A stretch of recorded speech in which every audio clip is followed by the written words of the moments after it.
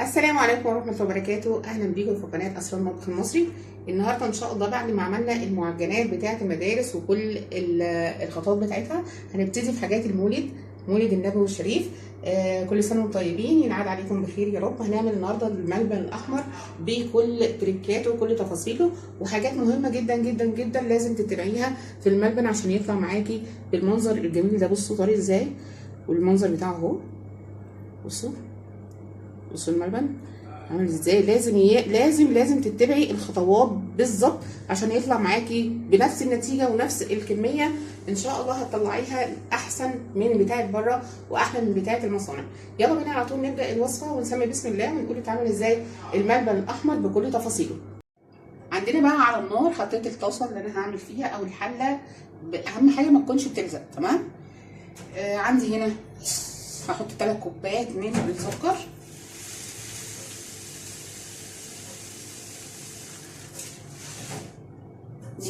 عشان انا هعمل كميه. لو عايزه تعملي كميه اقل يبقى اقسمي النص في المقادير. تمام. 3 كوبايات دقيق سكر، اسفه، عليهم 3 ميه من نفس المج اللي انا عملت بيه السكر، بس هعمل كده على الجناب عشان السكر ما يجيش على الجناب بتاع الطاسه. 3 ميه.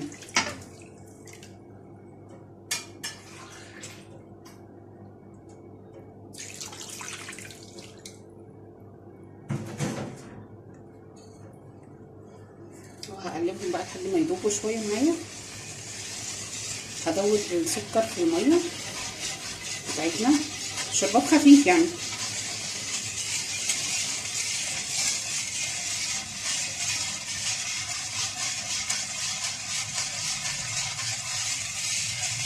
بحس برضو الكميه قليله فهزود كوبايه سكر. انتوا معايا؟ كأن انا هعمل كميه.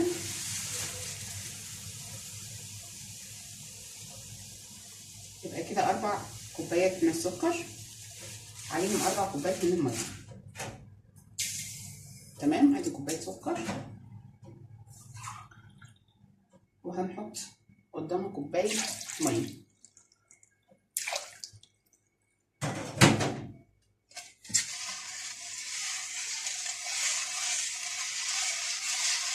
على نار هاديه جدا جدا. انا مولعه النار بس نار، بصوا، شمعه يعني، نار هاديه جدا جدا. يا دوبك بس يدفى معايا السكر والميه اللي انا حطيتهم ويدوب معايا السكر. ده الملبن الاحمر. عندي بقى الماده الرابطه بتاعتنا النشا، وكمان اللون بتاع الاحمر. عندي كوبايتين من النشا. بصوا نفس المج اللي انا عايرت بيه السكر والميه على النار. تمام. ادي كوبايتين نشا عشان انا عامله مقدار كبير. طبعا زي ما قلت لك هنقسم المقدار لو انت هتعمليهم صغيرين. عليهم كوبايه ميه، وهقلب النشا مع الميه.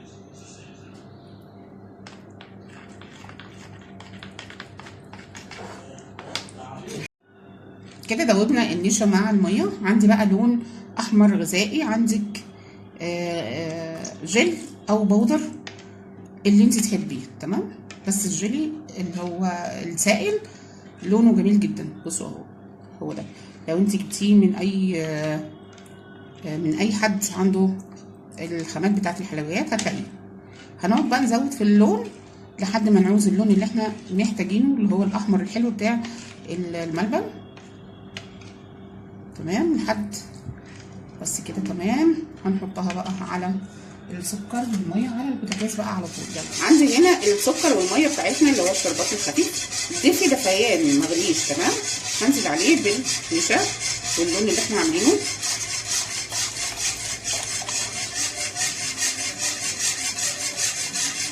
طبعا اول ما يغلي والنشا تستوي بتاعتنا اللون بتاعها هيغير.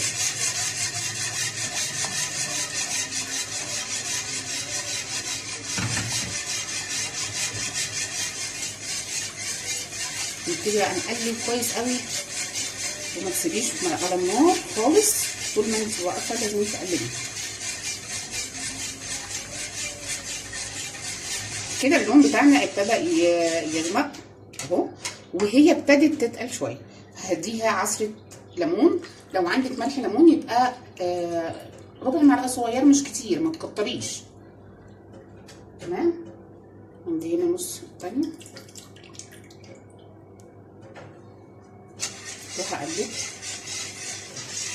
وهديها معلقتين من عسل الجلوكوز،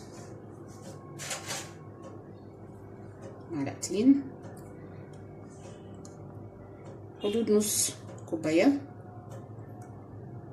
او كوبايه الا ربع من عسل الجلوكوز.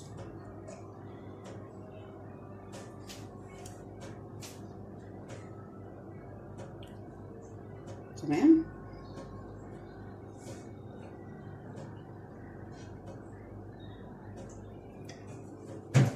وهنقلب كويس الخليط بتاعنا، وابتدى اللون بتاعه ينبع وياخد اللون الشفاف بتاع الملبن الاحمر. هنقلب برضو، ما تسيبيش على النار خالص، ايدك على النار وخليها خليكي في تقليب مستمر على نار هاديه جدا جدا جدا. هنعمل هنا بقى الجيلاتين بتاعنا. عندنا هنحط 6 معالق من الجيلاتين، تمام، عشان المقدار كبير. 2 3 4 5 كده السكه بتاعتنا. تمام. على نص كوبايه من الميه الدافيه، وهدوب كويس قوي. عندي فانيليا، عندي ريحه ميه الورد، وعندي اسانس من اللبن، ده اللي هيفرق معاكي في الملبن. تمام. عندي هنا الفانيليا، هناخد ورقتين بس فانيليا من الفانيليا دريم اهي، وعندي ميه ورد. يلا بينا بقى هنحطهم على النار كده. بصوا الملبن بتاعنا اللون بتاعه ما شاء الله، ولو لقيتي اللون فاتح شويه وعايزاه تغمقيه حطي لون. تمام. عندي هنا بقى الجيلاتينه، هنزل على النار، هصفيها مصفى صغيره لحسن يكون فيها تكتلات. طبعا احنا مدوبينها في معلقه ميه دافيه. تمام. عندي اسانس من الحليب، هنحط شويه صغيرين. عندي شويه ميه ورد. تمام. فانيليا، معلقتين من الفانيليا، ورقتين من اللي هي فانيليا، وهوطي وهقلب بقى كويس قوي كل النكهات اللي احنا حطيناها والطعم. مش هطفي عليه خالص، على نار هاديه جدا، وهقلب لحد ما يلم معايا. والطاسه او الحله اللي انت بتعملي فيها لازم يسيب من الجناب، يكون استوى. تمام كده، يبقى هي فيه على طول على طول. ريحته ما شاء الله لما اتحطت ميه الورد كمان اسانس اللبن بيدي شغل جامد جدا في حلويات المولد بالذات.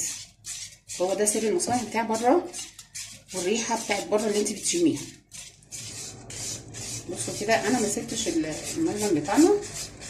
تمام. عندك بقى اي نوع مكسرات، بندق، لوز، اي حاجه سوداني، هو مشهور عندنا في مصر بالسوداني، فاحنا عندنا هنا كميه من السوداني، اي نوع اي كميه انت حباها. تمام. وهنحط فيها وهنقلب بقى. هنوزع السوداني في الملبن كله، وهنخليه برضو على النار، مش هنشيله.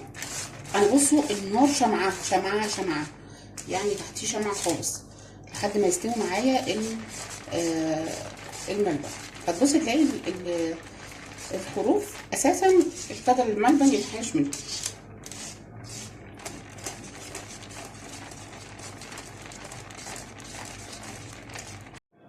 كده الملبن بتاعنا استوى خالص. بصوا اهو كده اهو، بصوا القوام ده اهو بتاعه. تمام. هنصبه بقى في ايه؟ عندي هنا الصاج، حاطه دهنه الصاج زيت، وحاطه عليه بلاستيك، كيس بلاستيك. تمام. هننزل بس بسم الله الرحمن الرحيم دي كده بكل الكميه بتاعتنا. عندي طبعا السباتوله هتنزل كله، مش هندخل تلاجة. اي حلويات الحلويات بتاعت المولد ما بتتدخلش التلاجة.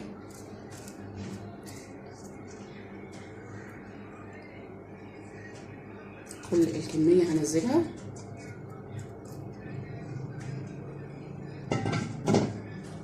هوزع السباتوله بتاعتي. انا مش عايزاها تسخينه قوي، لو عايزاها انت عالي يبقى تحطيه في حاجه بلاستيك عاليه او في صينيه او في اي حاجه انت حباها، لكن انا مش عايزاها عالي.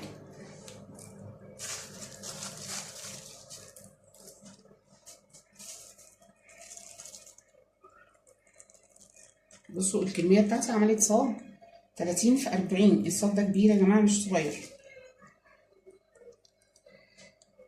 بس كده هوزع كويس.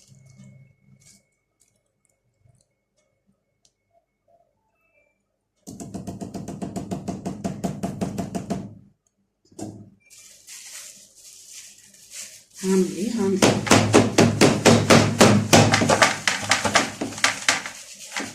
عشان كل الملبن يكون مستوى واحد. تمام. هسيبه يهدى شويه، مش هغطيه دلوقتي، هسيبه يهدى شويه. وعندي نص الكيس هغطي بيه الملبن بتاعي من فوق. تمام. عشان مش هدخله التلاجة زي ما قلنا، هنسيبه بره على رخامه او في اي حته لمده تاني يوم.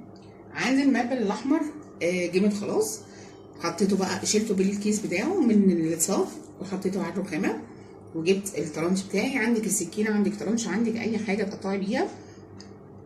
اهم حاجه تدهنيها زيت، اهم حاجه. وهبتدي اقطع الملبن بتاعي نفس المستوى اللي انا عايزاه.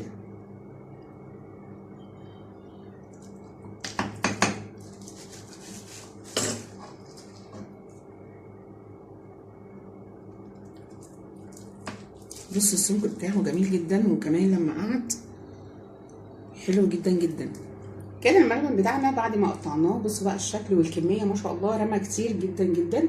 بصوا الملبنيه عامله ازاي، طريه، وبصوا اهي طريه جدا جدا جدا. تمام. زي ما قلت لك لازم تقطعيها وتقلبي الملبن. محدش هيقولك كده في اي فيديو شفتيه، محدش هيقولك ان انت لازم تقلبي الملبن على الناحيه التانيه عشان ينشف وش الناحيه التانيه. لازم تعملي الخطوه دي عشان ينشف معاكي. يا رب يكون نال اعجابكم الفيديو بتاع النهارده، واستنونا فيديوهات احلى واحلى ان شاء الله. واترككم في رعايه الله، بس ما تنسوش لايك وشير الفيديو، وننزل نفعل الجرس عشان يوصلكم كل جديد من عندي. والسلام عليكم ورحمه الله وبركاته.